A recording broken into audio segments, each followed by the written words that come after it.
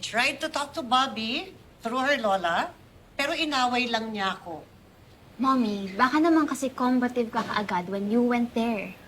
What's wrong with you, Faye? Every time na lang, you take her side over me, over our family. Faye, that's enough.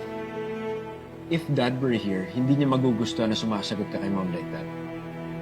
Kuya, if Dad was here, kasama natin si Ate Bobby mag-breakfast. She will be part of this family.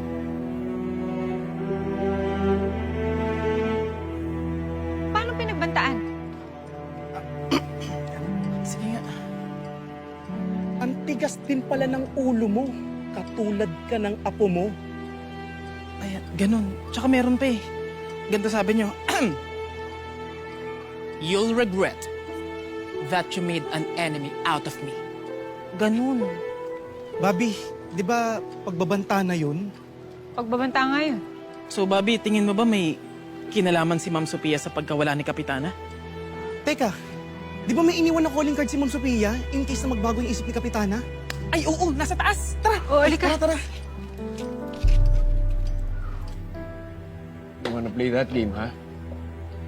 If Dad was here, hindi ka niya hahayaan makipag-date sa lalaki. Lalo na sa dating snatcher. What? Kuya, akala ko ba you like Vince? Yeah, as a person. Pero bilang lalaki para sa'yo, hindi. Faye, that is unacceptable. Tigilan mo na yung pakikipagkita dyan sa lalaking sinasabi ng kuya mo. Fine. Sige, pagtulungan niyo ako. Ever since naman na nawala si Daddy, wala na akong kakampi sa bahay na to. Faye, Mom, bumalik ka dito! Mom. Hayaan mo na. Baka may magawa o masabi kang pagsisihan rin natin sa dulo. Ay, Donald Glenn!